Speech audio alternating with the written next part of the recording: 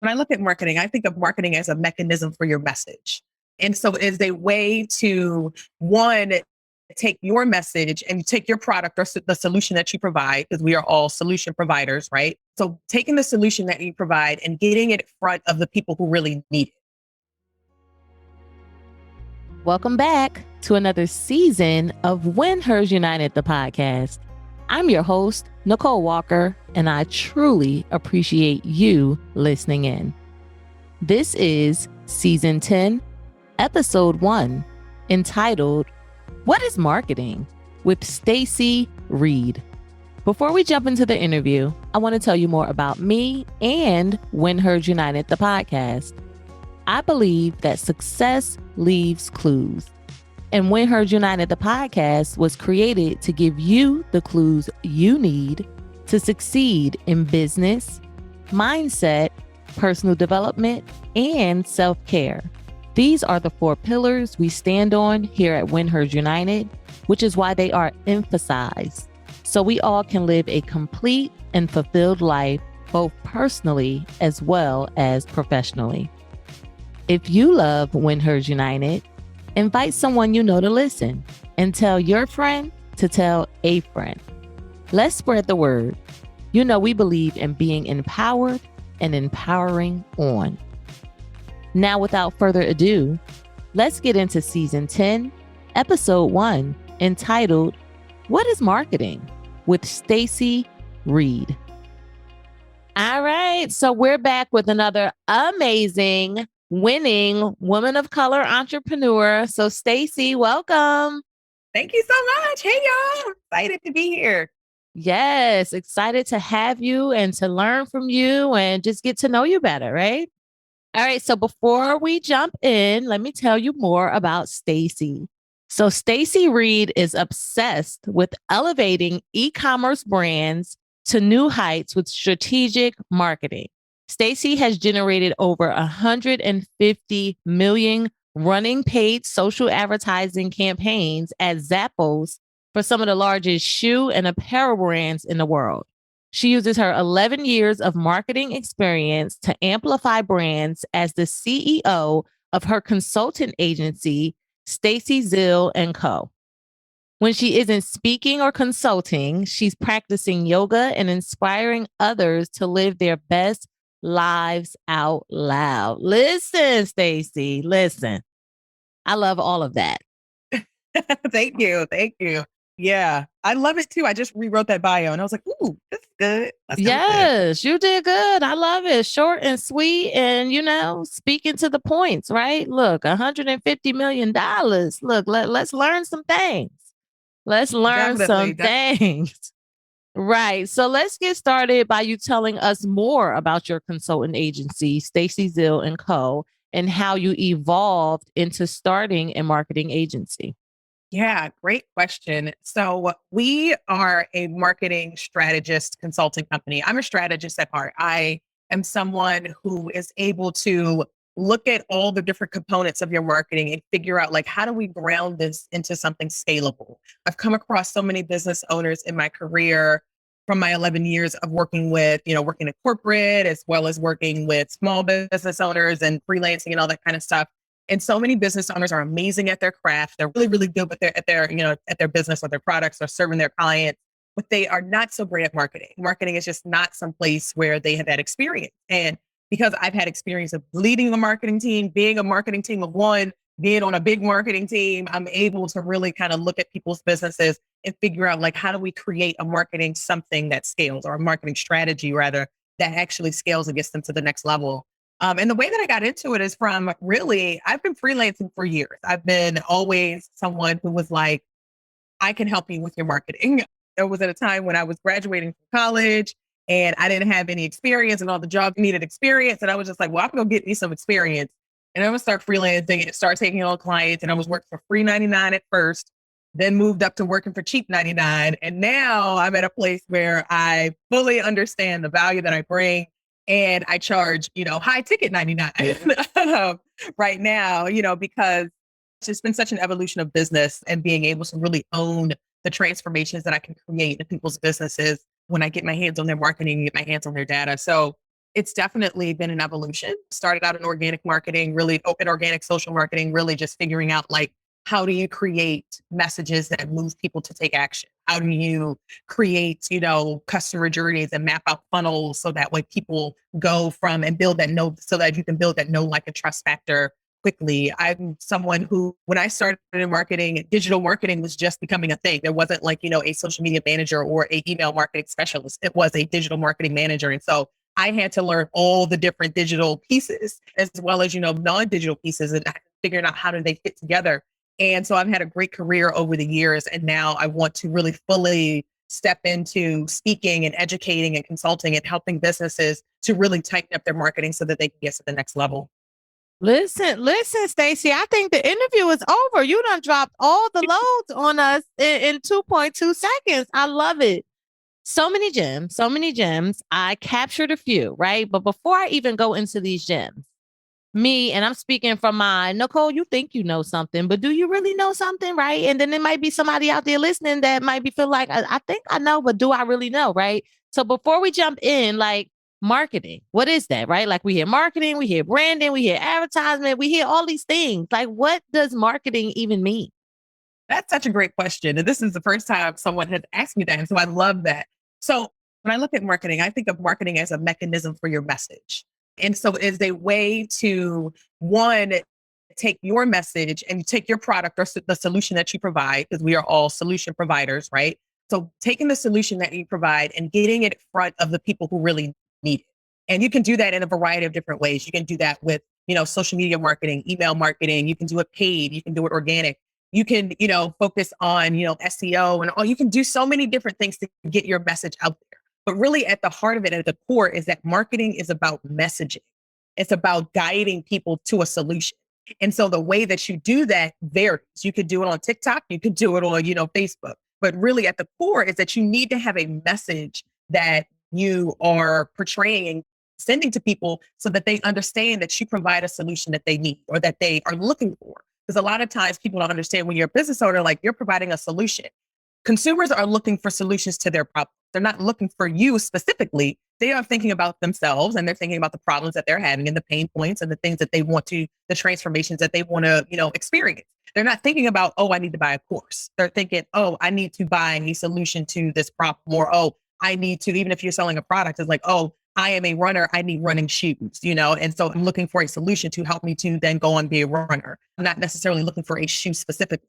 And so when you start to think about that and think about marketing as a mechanism for messaging and a way to connect with people and a way to present your solutions to people so that they can come into your world, start to buy your products and buy your services, that's really what marketing is.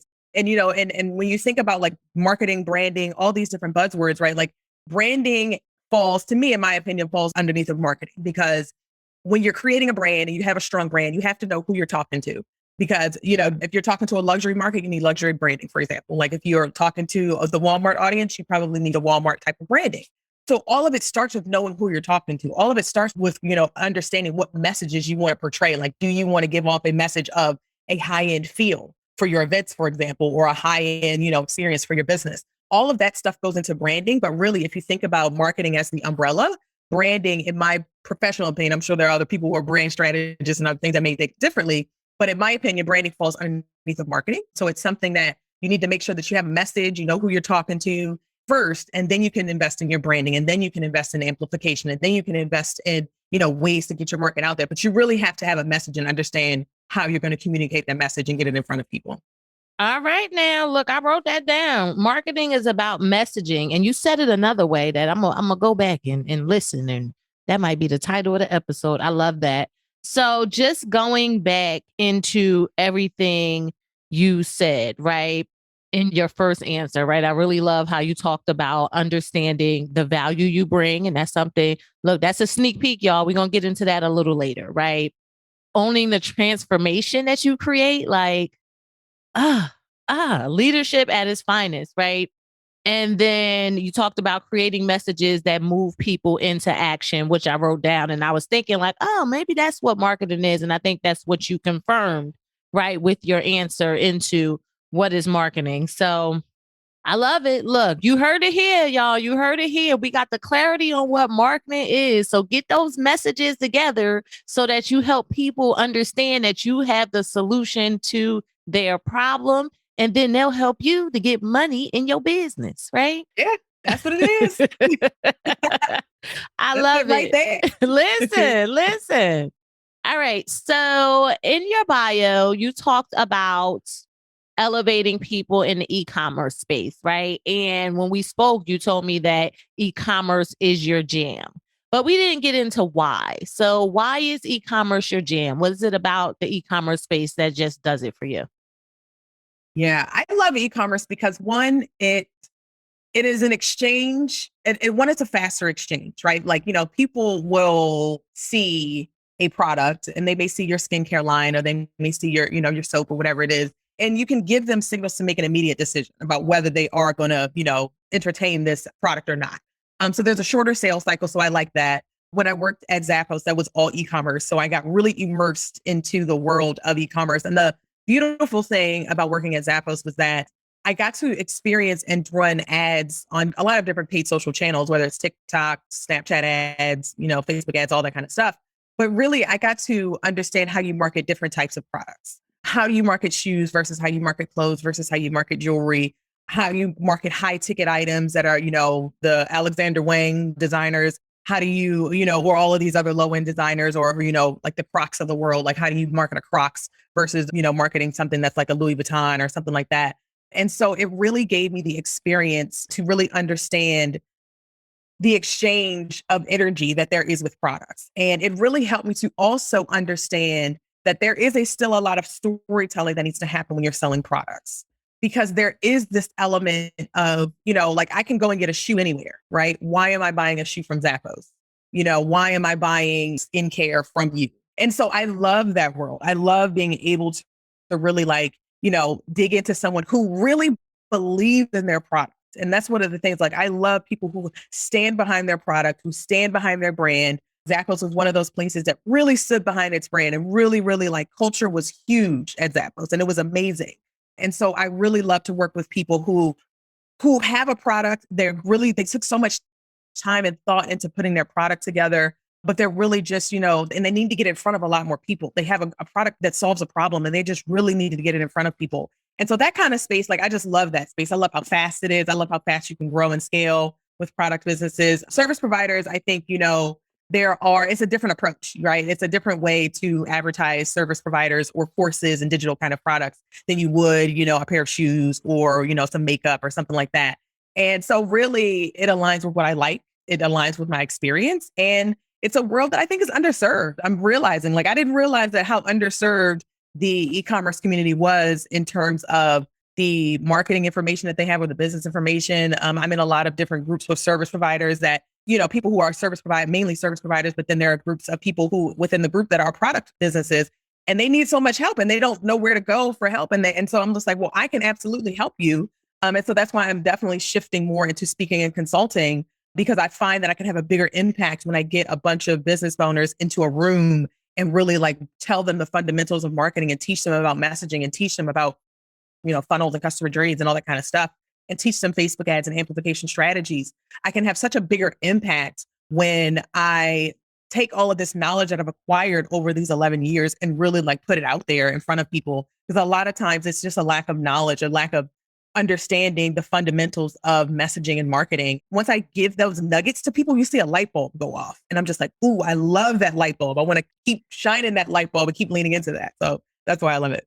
I love that. I love that. So what I heard is it is a large part of your background experience, right? But then also you found that there was a gap in the market, right? And I think that that is amazing because, like finding a gap in the market and having a solution for that gap means that you'll have business coming in to sustain you, right?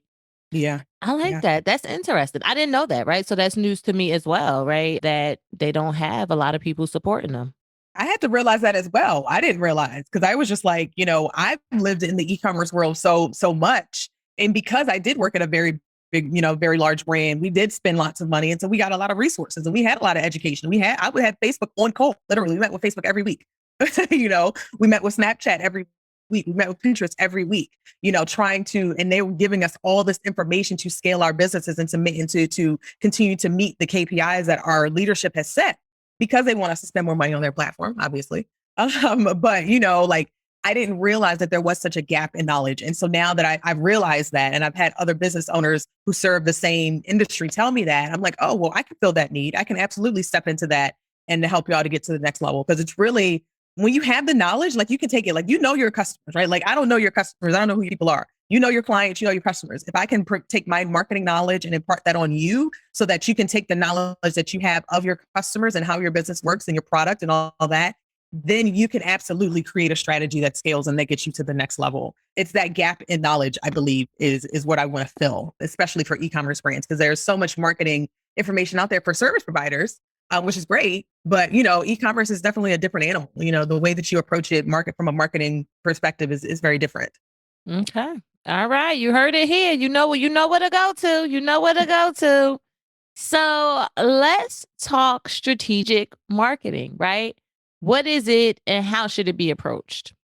Yeah. So strategic marketing is really a data-driven approach to getting your product and your service in front of the masses of people.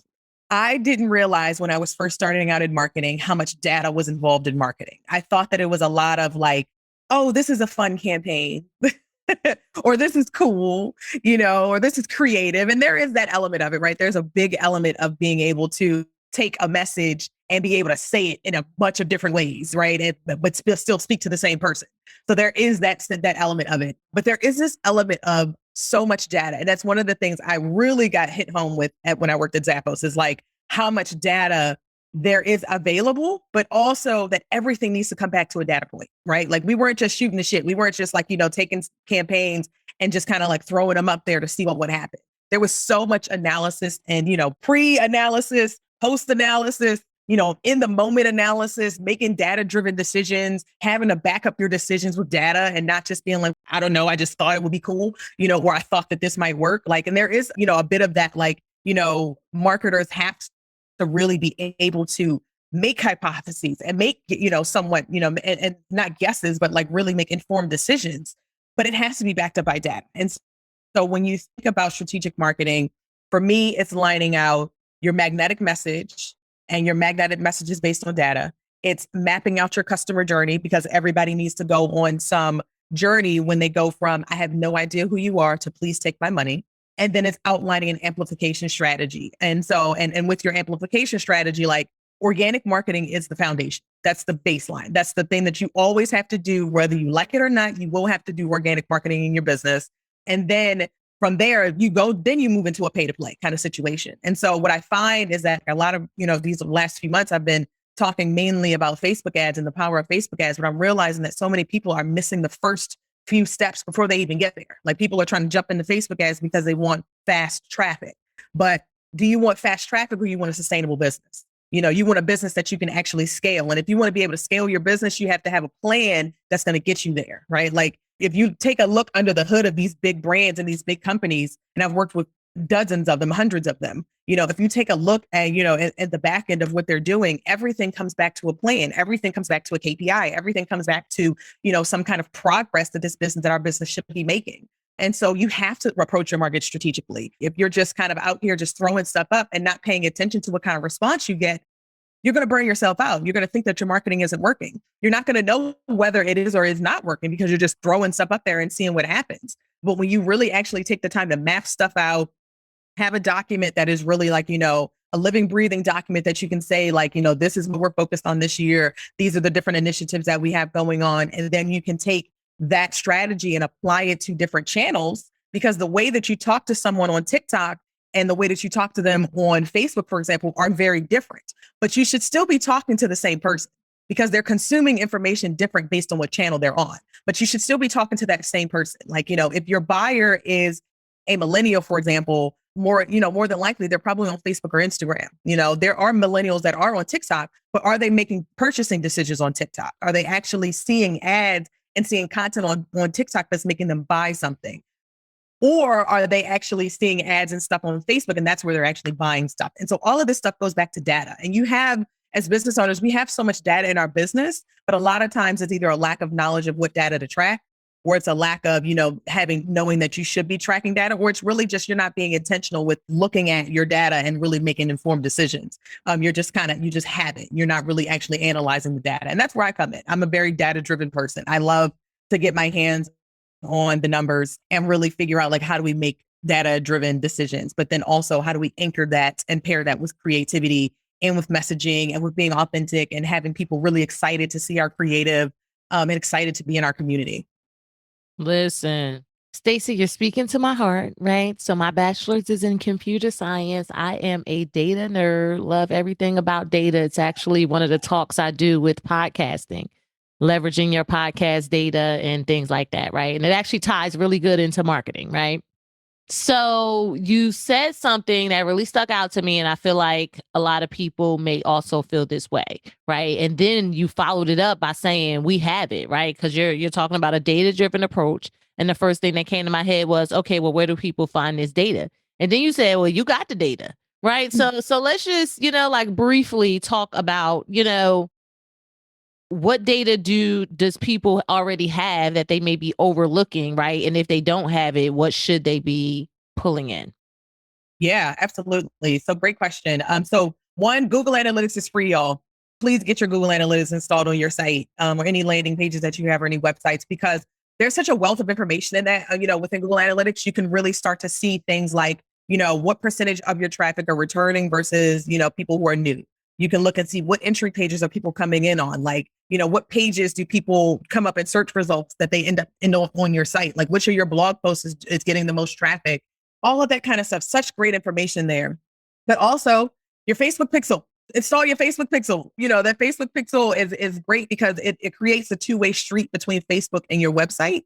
But also, if you think about the data, once you install your Facebook pixel, Facebook will be tracking all that data. You can go into your Facebook Insights. And there's a section in there that's called Insights, and it'll give you a bunch of data about, where your people are coming from, your audience on Instagram, what kind of stuff they follow, what other people that are they following. There's tons of information, and on there that are beyond just what you see on Instagram. Like, if you're on the Instagram app and you go to Insights, that's another place you can go. Look at the insights there. Like, what are your content of people engaging with? What stuff is springing people to actually take action and not just likes and comments and shares.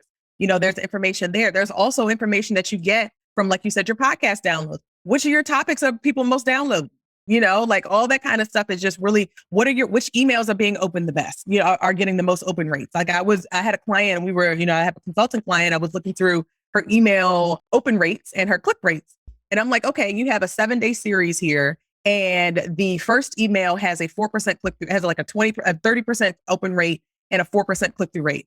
The next few emails drop from there. And then you had another email that was like number 5 out of 7 that had a really high open rate and a really high click through rate.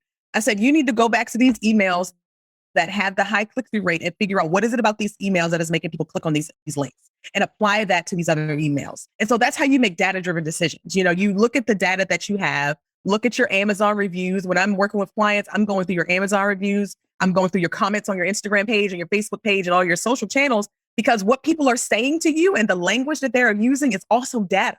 So, like, the way that you may describe your service and the way that your customers describe your service may be different. When I worked at Zappos, there was a whole, team of people that was dedicated to understanding what our customers were saying about us. Like, there's a whole figure, like, what are people saying, and that kind of thing. And so look at your comments and stuff like that. Are people using the same language that you use? For example, like, if you're describing, I had one client who, we had talked about money archetype versus money personality. Like, do people say archetype or do people say personality? And so it's like, look at your comments. What are people saying when they're engaging with you? What language are they using? Those are the kinds of things that you put in your marketing. What kind of questions are people asking you? I get a question all the time that's like, how do I know when to start with Facebook ads? I get that question all the time, and so I created some content about that. Now I have a video series coming out about that, because people ask me all the time. And now I can really just, direct you to a freebie that'll tell you. And so those are kinds of ways that you make data-driven decisions. And so it's all around us. There is data there. but I just think sometimes we don't know what to look for and we don't know to look for it. So those are some great places to get started. That's a lot of data right there that you can really go through and just make some decisions. Listen. I thought this was a podcast interview. This is a master class, y'all. Y'all better not be sleeping on this master class now. Stacy is letting out all the gems, and I promise y'all, right? Stacy don't know the script, right? But I think Stacy is a little psychic, y'all, because the next question is about Facebook ads, and she's been leading up to it, right? So I know Facebook ads is one of your things, and it goes back to what you just said. What tip would you offer someone that wants to do an ad but doesn't know how, or you can answer both if you want, or someone that has done ads but hasn't seen success from them? Mm-hmm. Yeah, I would say both of those people go to the strategy. A lot of times I either come across people who, if they haven't started running the ads, they're jumping in and taking a course. And the courses are great to teach you technical. It's very hard for a course to teach you strategy. And in my professional opinion, the strategy comes first. The strategy is going to dictate how you build something, how you build a Facebook ad. I built over 1,200 different Facebook ads personally myself in 4 years. That's a lot. And the strategy comes first. There's always a strategy before I go in and build something, because the strategy dictates what your creative looks like. It dictates what your landing pages you're using and what your landing pages look like. It dictates your targeting and who you're talking to. It outlines the copy. All of that kind of stuff needs to be laid out before you jump into Facebook ads. And I would say the same thing to someone who is running ads, but they're not seeing success. It's like, what is the strategy? Do you have a strategy? A lot of times when people say, Stacy, I just made a post about this, and they're like, oh, I've had tried ads, made it work. I'm like, okay, well, what was the strategy behind it? And I get crickets. Like, strategy, what? Strategy? I need a strategy. I just wanted to, film my webinar. So I took the artwork from my webinar that my graphic designer gave me, and I put some dollars behind it on Facebook, or I just boosted this post and it didn't work. Okay, well, that's a strategy thing. That's something that goes back to making sure that the strategy that you've set in place, is something that is scalable, but it's something that converts.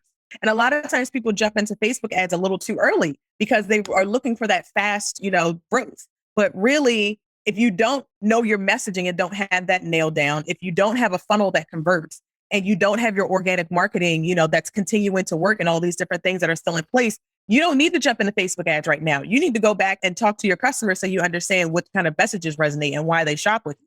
You need to go back and fix your funnels to make sure your automated emails are in place, and making sure your abandoned cart emails are triggered if someone, abandons cart, or making sure that you have all these other automations in place and that you're doing lead generation, in place and first. And you need to make sure that you're also sending your emails weekly and nurturing your list and making sure that you're staying in front of people and, figuring out what your content strategy is going to be, whether you're an e-commerce brand or a service provider. Like, you still have to show up and stay in front of people, because when they have a need, they may not have a need for your product every day. But like, for, the recent example I used is that I'm a plant mom. I love plants. And there was this company that I found on Instagram that, she sells custom made handmade pots, and they're beautiful and I love them. And so I bought a couple, love them. A few months go by, I get a new plant, want to buy a new pot. I can't remember what the name of the company is.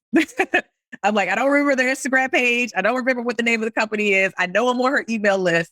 So maybe if I go back through my emails, I can figure out if I can find her. And I couldn't find her. But then months later, or whatever, however long later, she ends up sending another email. I'm like, oh, there she is. That's who it is. And so people may not need your products every day. And so you feel like, oh, why am I sending emails every week? Or even, more than once if you're an e-commerce brand. We send emails every day. Let me tell you.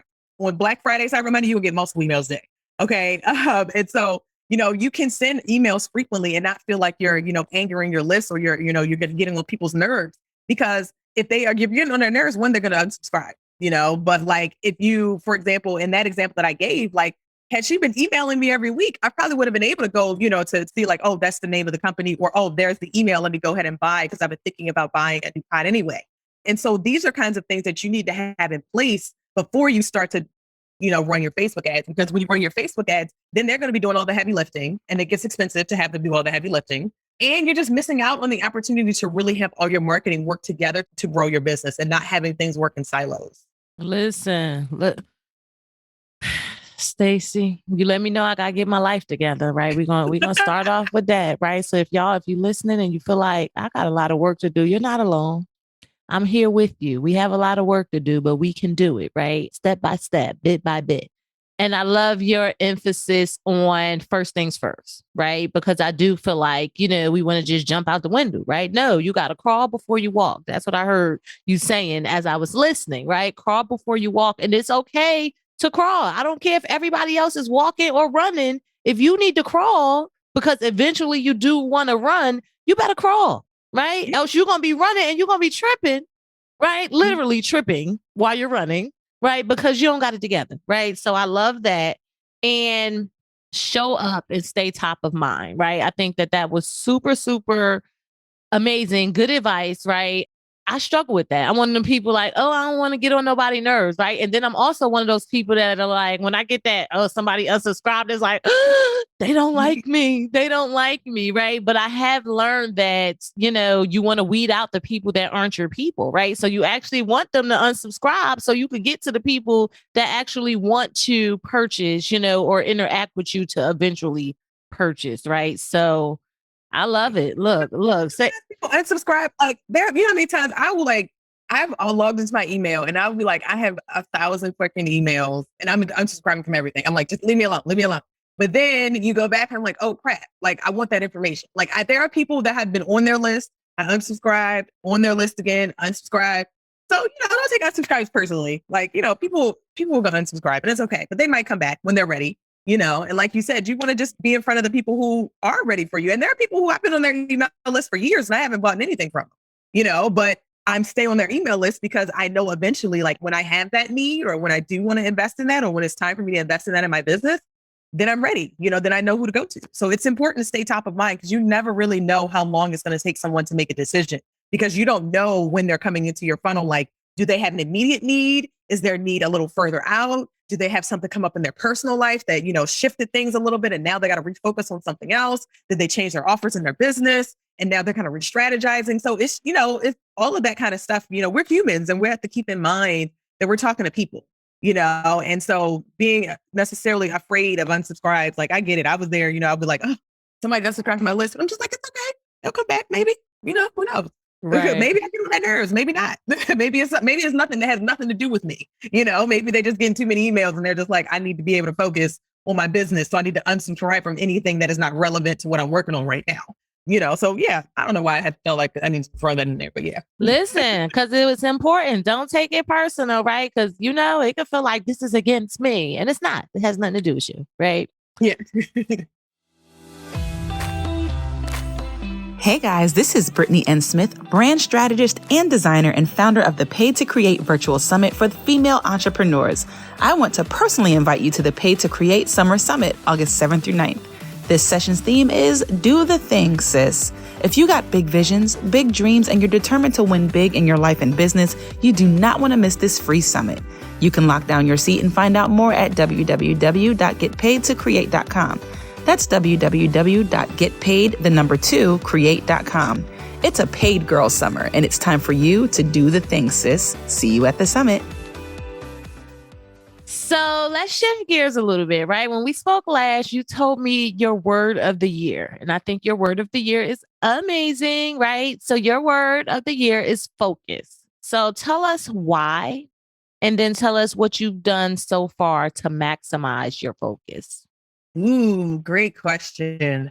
So yeah, focus is my word of the year. And it really came from, I'm such a multi-passionate person, y'all. I love so many different things. Like I'm a yogi. I love plants. I love, I'm a cannabis advocate. I'm so many things. Like in addition to being a business owner, in addition to having worked corporate, for all the years up until 2 months ago.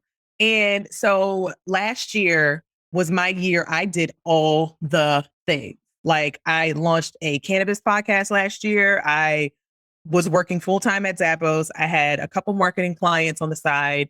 I was, moved. I was doing all the things. I had so much going on in my life. And I just was like, I got to the end of the year and started to just figure out, like, I always have these moments where throughout the year where I'm asking myself, like, what do I want my life to look like? I take stock of what my life currently looks like and just figuring out, like, what do I want my life to look like?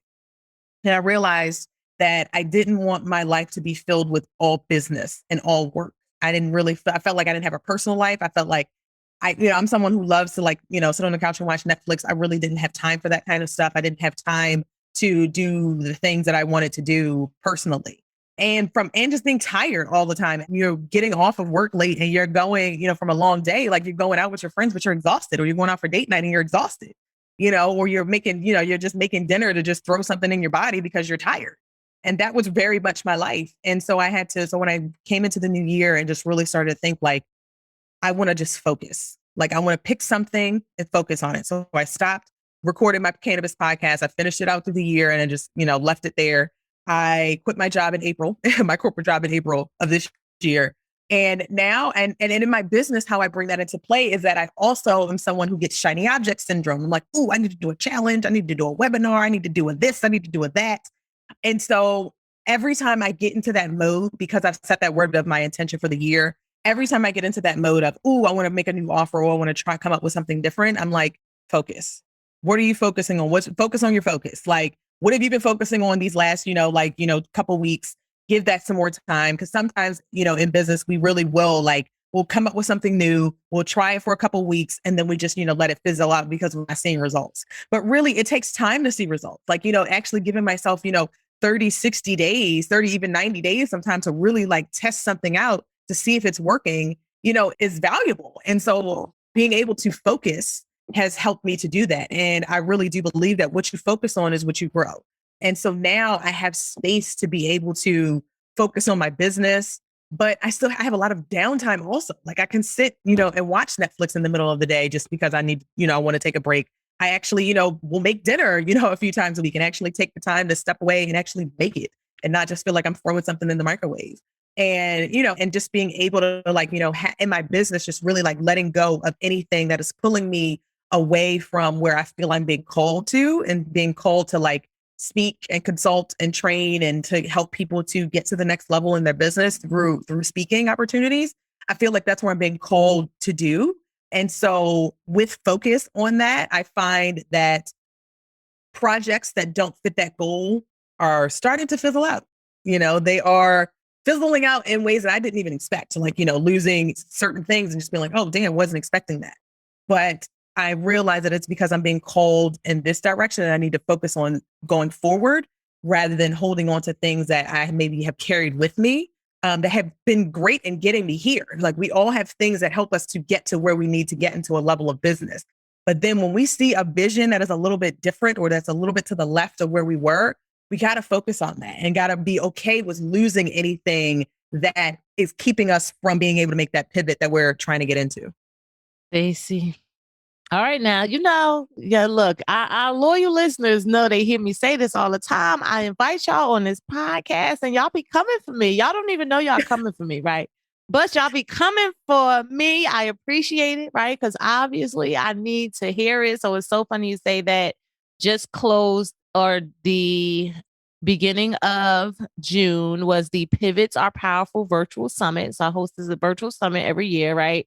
It was that. And I love what you said as far as, sometimes we're so stuck on this is supposed to be the thing, but really we're being called to the left. So I feel like I'm in that kind of position right now. That's why I said you're coming from me, right? But that's an aside.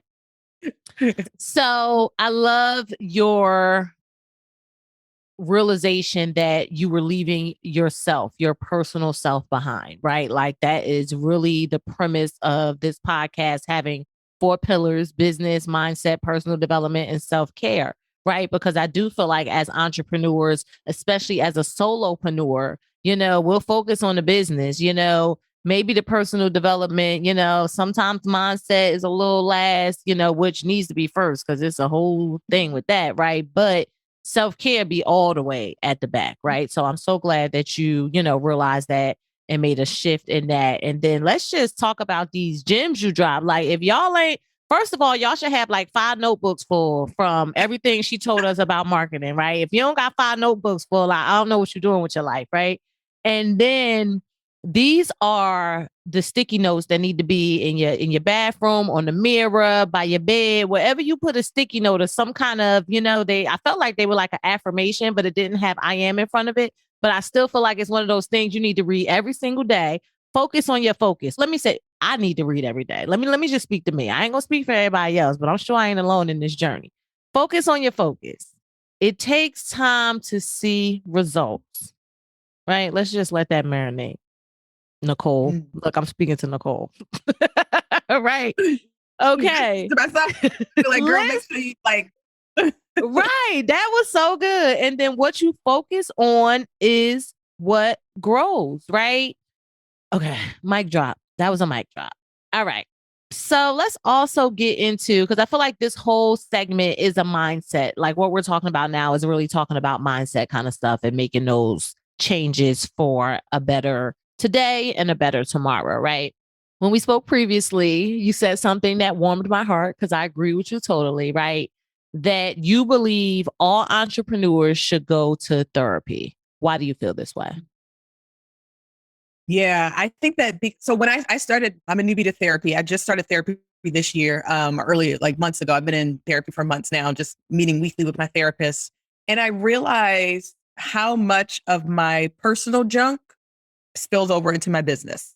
I realized, so I'm someone who has really had an issue with standing in my light and stepping into my power and owning my brilliance and owning, the transformations that I can, help people create in their businesses. And so with that, I shrink. I keep myself small. I don't speak up as much. I, stay in my place, kind of, with quotes for those who can't see. And through therapy, it's helped me to realize where I do that in my personal life, where I do that in my relationships, where I do that in my business. And so working through that helps me to be able to show up in my business a different way. Working through things that, are mindset kind of blockers, because a lot of stuff in business is mindset blockers, y'all. I promise you, you're not charging low prices because of something in the market. It's probably your mindset. It's, do I feel like I can actually show up and sell a $10,000 package to someone and not have to discount the product before I even finish my breath? It's, do I have the, mindset and the tenacity to get over the fact that, yes, I will be posting about my business on my Facebook page every single day. Yes, I will be. Yes, I will be inviting people to join my services. Yes, I will be DMing people and following up with people and reaching out to qualified leads to actually make a sale to them and to offer them to work for my business. Yes, I will be pitching myself for speaking opportunities to get on a stage, even though it scares the crap out of me. Yes, I will be hosting my own live events in the next quarter because that is where I feel like I'm being called to do. And instead of waiting for a stage to appear to me, I'm creating my own stage, as someone who I literally had a coffee chat an hour ago, right before this, told me, like, create your own stage, Stacy. And so all of those things are not tactics, right? A lot of it is the mindset. And that's what I've learned being an entrepreneur, and actually being an entrepreneur who is taking it seriously, because I've been a freelancer for a very long time. And I just thought, oh, I've been freelancing for a while. Shifting into entrepreneurship and business, being a business owner, is going to be easy. But it's not, and it's the reason that it's not easy is not because of the lack of knowledge out there, because there's a lot of information out there that you can consume, about growing your email list, about learning marketing and all that kind of stuff. But it's, are you actually going to do it? Are you actually going to take the step of hiring an expert when you need to, rather than learning to do something yourself and valuing your time as the entrepreneur? These are mindset things. And I've learned it's not the strategy, it's not the tactics, it is the mindset to actually be able to follow up with someone in a DM, right? Like, I could give you a script, but if you're not going to use that script, it's a waste, right? That's a mindset block, not being able to actually use the tools that you have available and actually taking the action. All that stuff is mindset stuff. And so really, therapy has helped me to really understand all of that. What is holding me back is me. The reason I'm not on that level is because I am comfortable where I'm at. I'm uncomfortable enough to complain about it and to research about it and want to, make a change, but it's not hurting me enough to actually take action, because my mindset is blocking me. It's saying like, oh, it's okay, you could just stay here, but now I feel, and it's a journey, right? And that's another thing why I love therapy for entrepreneurship, is because it is a journey. It's always a constant, fires come up all the time in our businesses, right? Like, stuff happens all the time, like I got an email before this that's like, okay, goddamn, now I got to deal with this, and so, but really, like, being able to be like, you know what, regardless of that email that I just got, I'm still going to show up and I'm going to be here and I'm going to, give my all. And so a lot of that stuff just comes back to mindset, and it's an ongoing, ever evolving, changing thing. And like, once you hit like new level, new devil, like once you hit one, feel like you mastered one thing with your mindset, it's going to be something else that you're going to have to master. And so having someone who really, like my therapist, I feel like is very much an advocate for me. Like when I get on the call, I know we are talking about me. We are talking about my progress, my growth, me getting to the next level, my healing. It's not about anybody else. It's not about her opinions. She's, qualified and she's great and she's amazing and she's Black. And so I love, feeling that connection with her. And I look forward to our calls every week, because I really go to those calls like, I need to sort out what I'm thinking. Like I really have something in my head. And she even this week put the seed in my head, like, Stacy, like you need to be hosting your own event. Like you don't need to be, waiting for an opportunity. I got that message again earlier today. And so it's like, do I have the mindset to say, these are the signals that the universe is giving me. The universe is pushing me to where I'm being called. Am I actually going to step into that? Am I actually going to get over myself and my fear and actually step into it? And that's where the mindset work, I think, is fantastic. Stacy, so much, so much. You hit on, I can relate, right, to all of it, right? I can relate to the shrinking and not wanting to overshadow people or leave people behind, or fear of, just standing out too much, right? Like I want to blend in with the people. I got chills when you went through the yes, I am going to, and all of the things, right? Like if you missed that, go back and write all of those down, right? Because I'm like, you're right. I'm about to go do all of that, right? And I love that your therapist is helping you to be able to stand in that light and stand in that light confidently, right? And then show up, right? The show up and all of the things. And I love it's not that people won't buy, or, it's not any of the things that we may think is the thing, right? It's our mind, right? So getting past your mind, and this is what you use to get past your mind.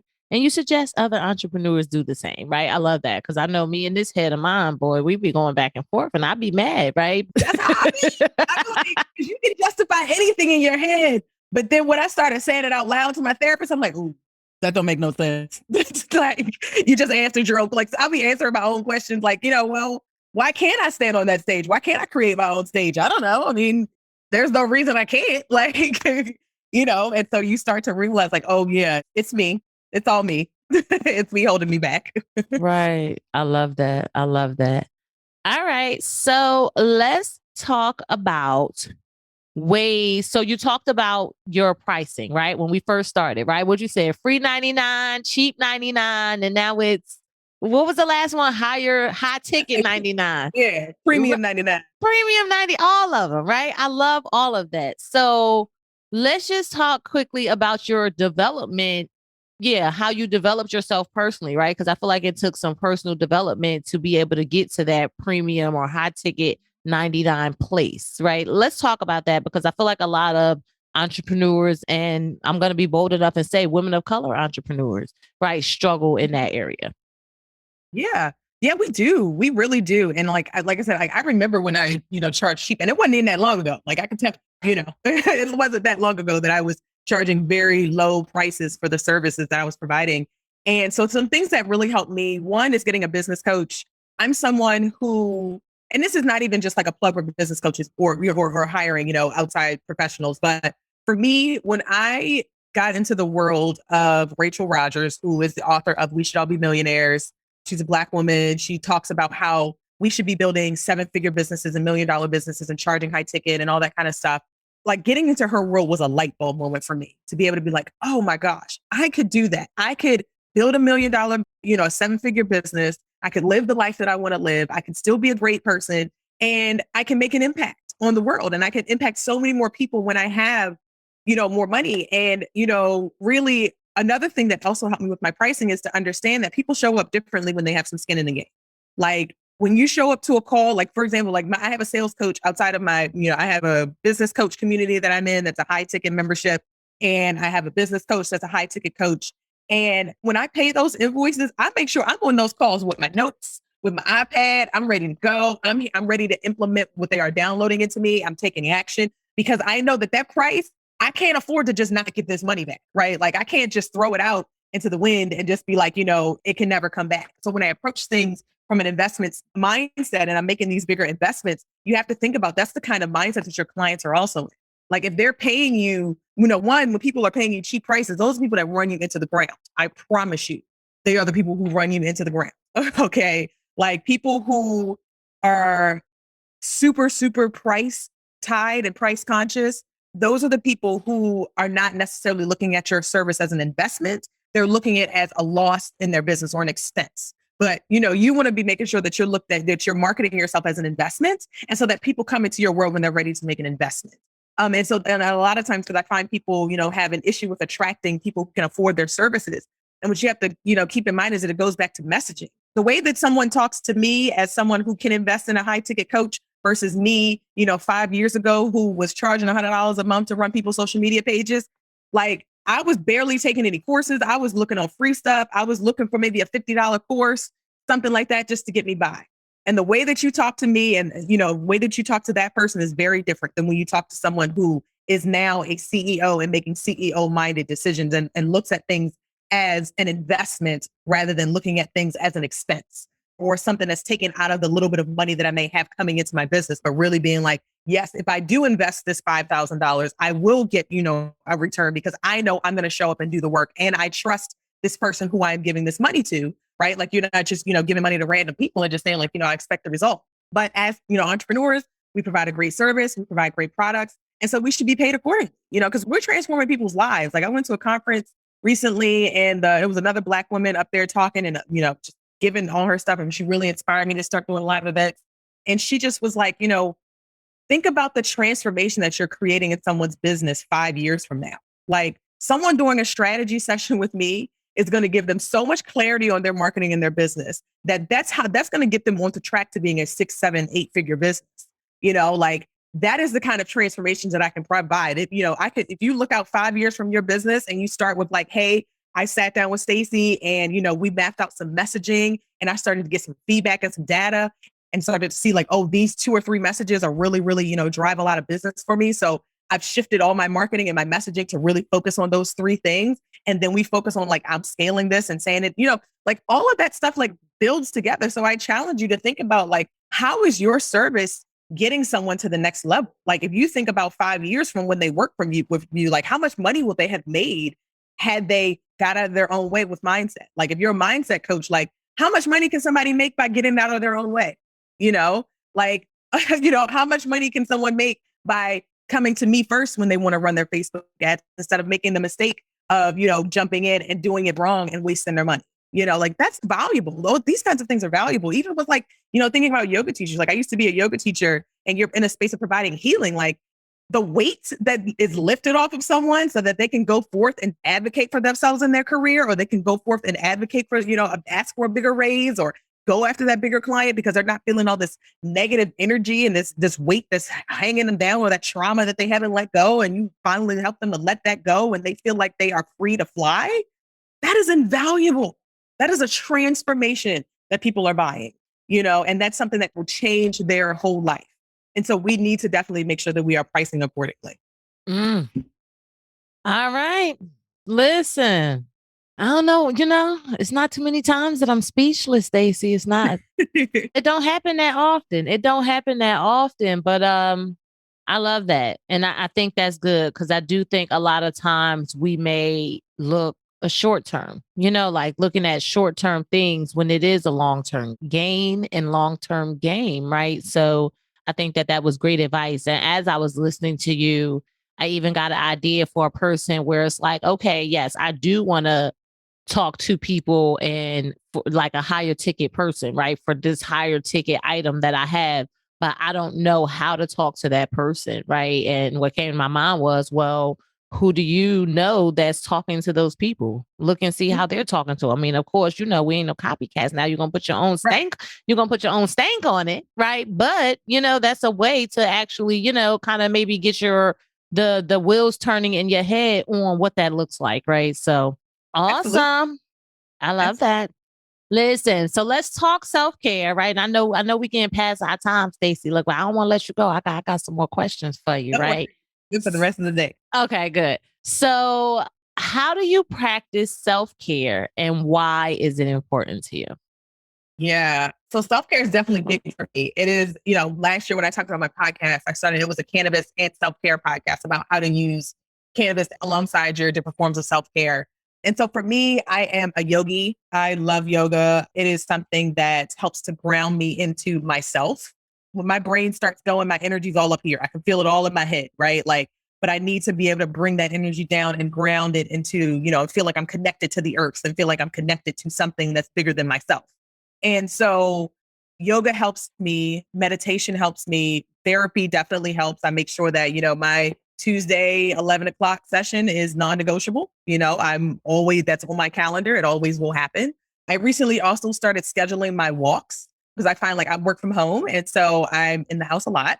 And I love to be home, but I also need to get outside and get some sun. And so scheduling times to like actually putting it on my calendar to be like, oh, this is my body love time. And I call it body love time. I read this book called Bear by Susan Hyatt. That's great about really getting into your natural weight and get into your, she's a life coach, so very like life coachy kind of stuff. But, just like scheduling my time to say like, this is my body love time, or this is my, body love yoga time. And my therapy sessions, having that in my calendar and also giving myself space. Like now that I've taken a lot of things off my plate, I feel like I have so much more space to just think. And I remember one of my first days being home, like working for myself full time. And I was just like, I was walking around my house with my arms behind my back, just thinking. Like I was walking around like, just looking around, thinking, and I was like, oh my gosh, I haven't had time to just think. I'm always in do mode and like go, go, go and get this done and push this project out or be at this meeting. But I didn't really have time to just think and have space. Similar like, when you get in the shower, you just do some thinking in there because you're just like, the world is gone and you could just like, only just think, right? Like you don't have to do anything else other than just stand there and think, and so those kinds of things definitely help me with my self-care. And it's important because I'm driving this ship. You as the entrepreneur, you as the business owner, you as the leader of, your organization, you're driving the ship.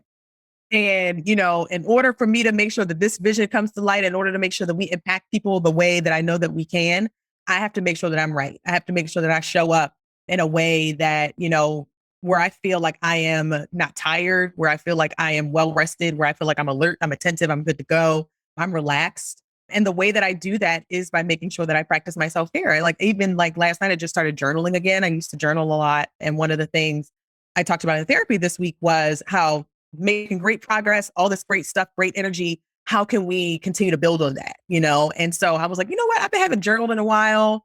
I've been wanting to, journal and kind of like write down my accomplishments, write down all the good things, write down gratitude, all that kind of good stuff. I also have an app that is called the I Am app. It's awesome. It sends you affirmations throughout the day. I get 4 affirmations a day, like morning, couple in the afternoon and one in the evening.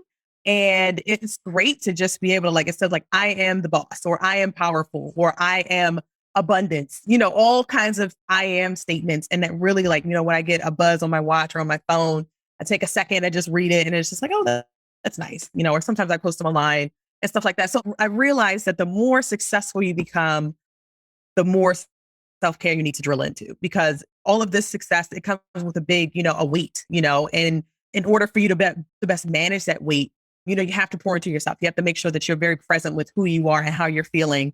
And again, like I'm someone who's multi-passionate, so I have to check in with myself. I have to like make sure like, is this something I'm doing because I really want to do it? Or am I doing it just because I'm going through the motions and I feel like I should be doing it? And so having to really like take the time to slow down and ask myself those questions is super important. All right, look, now if you ain't know what to do for self-care, you can't say that you don't know what to do now, because Stacy just dropped so many ideas, right? And options. And I love that all of the things you said were pretty much, it's not a high cost, right? Like I feel like a lot of times people, self-care may come last, because I can't afford it, right? Like first of all, you can't afford not to.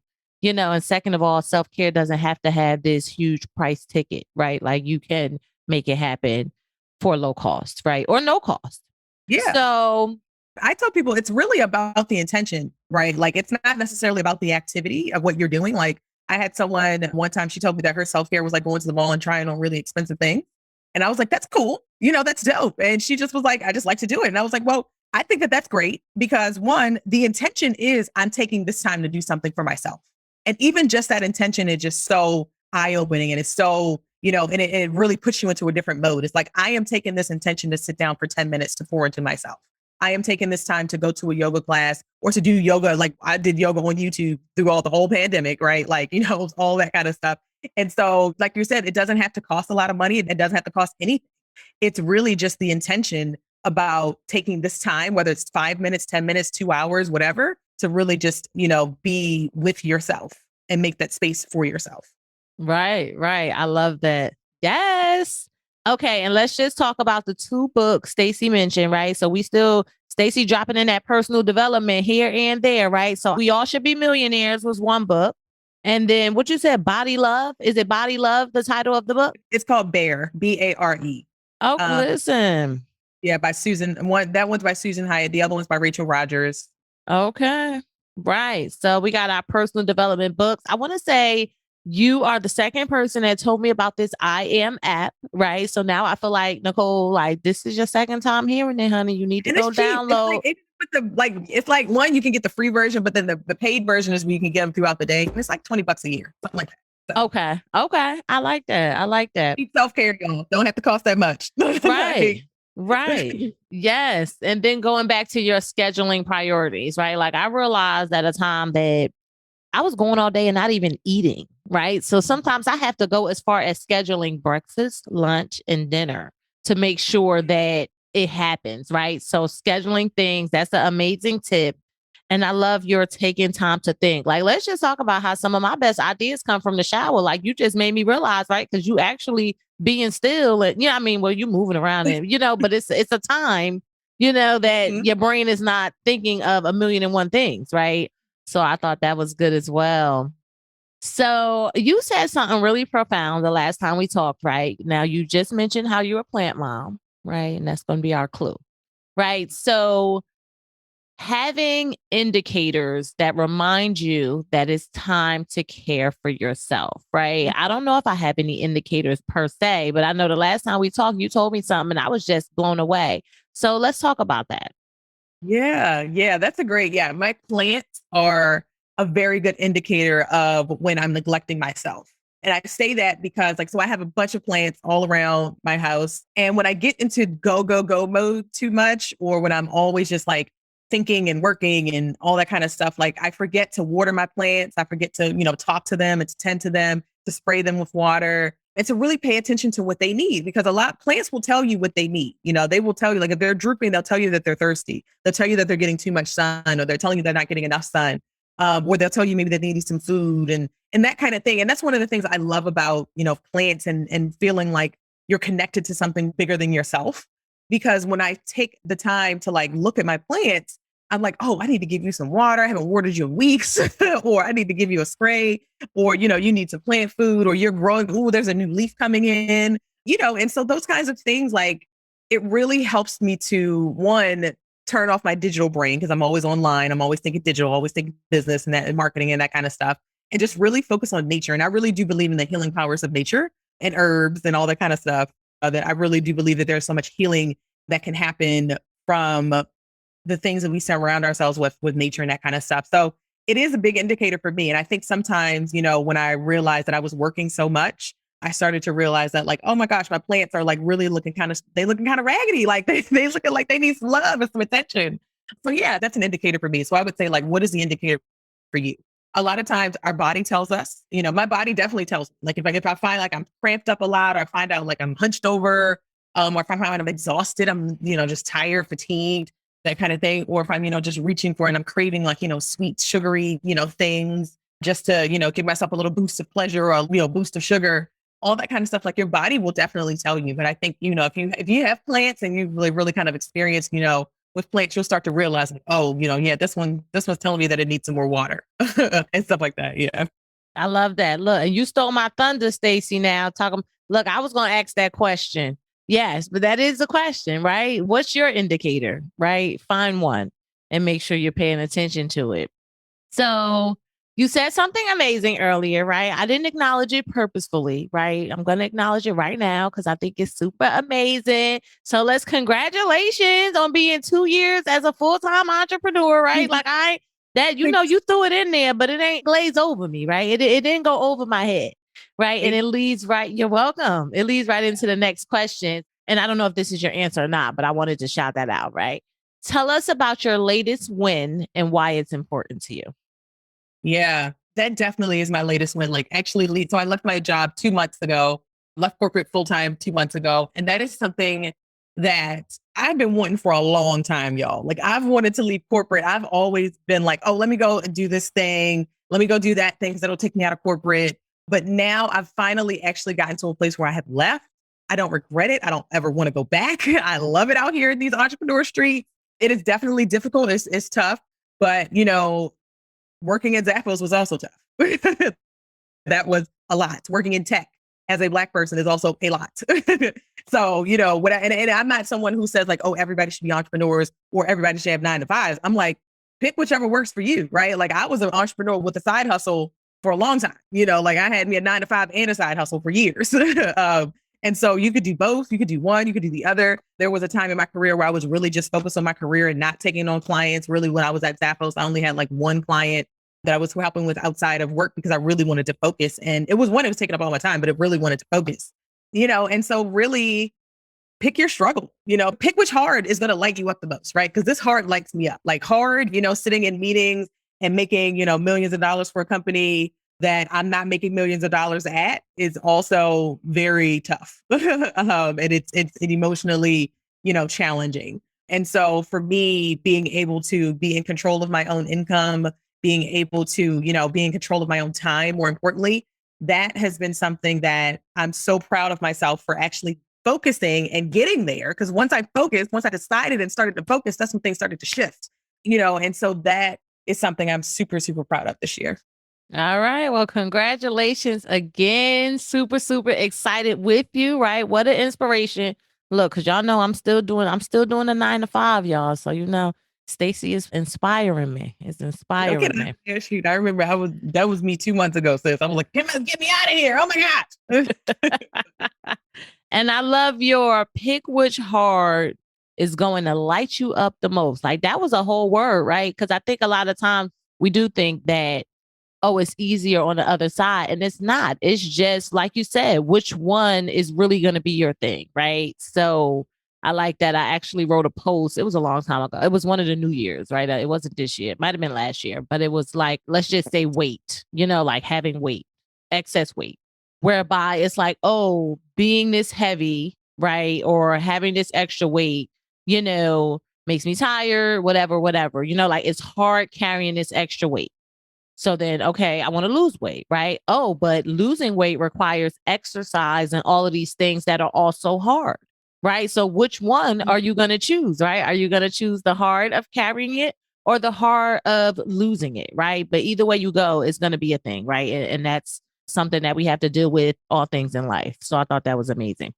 That is such a great way to look at exercise, let me tell you, because I hadn't thought of it like that. But you're right. I would rather have the hard that has me working out than the hard that has me dealing with, health issues or being tired or, just like whatever the issue is, right? Like pick the one that's going to light you up the best. Pick the one that you're going to enjoy. I mean, not to say like we should enjoy struggle, but like pick the one that you're going to actually, enjoy doing the most. Like I love working for myself. I love being able to be like, hey, me and my girls be like, hey, let's go out to lunch because everybody's free. And I'm just like, yes, I could never do that before, and yes, is it also like, oh crap, I need to come back and do some stuff for my clients. Oh yeah, I got to make up for this. Or, oh, I need to, keep a cap on my schedule so I'm not working all day and night because you can end up working all day and night as an entrepreneur.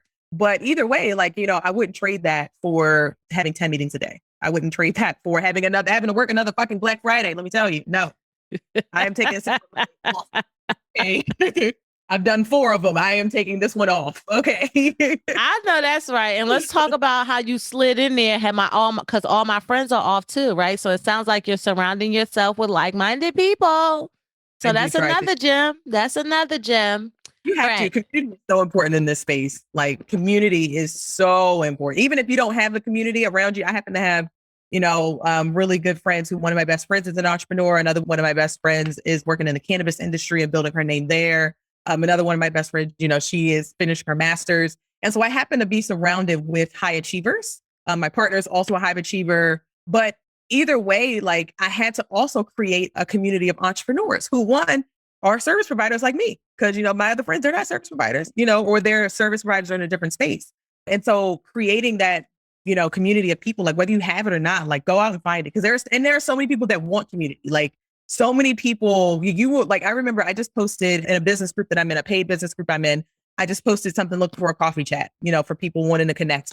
I booked like 20 coffee chats because everybody wants to connect with people. Everybody wants to build a community of people that they can have, to rally around them. Everybody wants to have referral sources. And so, that's another thing with the mindset is like, are you holding yourself back from asking for these and seeking these relationships and building these relationships?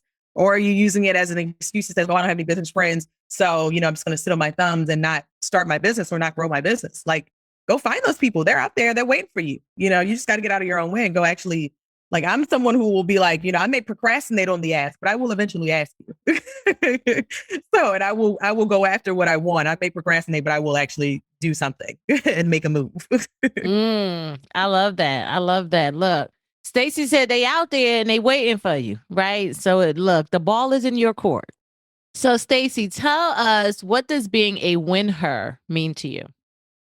Oh, being a WinHer to me means inspiring others to shine their light and to step into their power and to live the life that they want to live, whether that's in a 9-to-5, whether that's an entrepreneur, whether you want to smoke weed, whether you don't want to smoke weed, whatever it is. I want you to fully experience all that you are in your life. And that's what I feel like being a WinHer is even though it's uncomfortable for me, using my light and my story and standing and stepping into the things that make me uncomfortable inspires so many people around me to do the same. And that lights me up. And so that's what I would say to that. I love that. And that's a perfect way to end us out, y'all.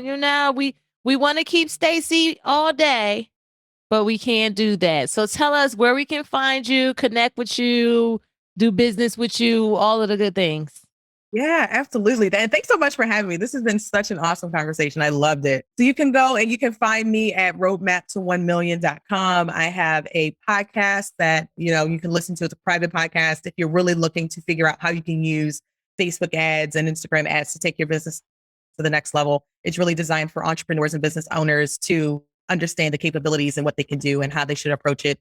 You can also go there to check out my social channels. I am on Instagram at stacyzeal.co. I'm on Facebook. I'm on Twitter. All of that is at Stacy Zeal.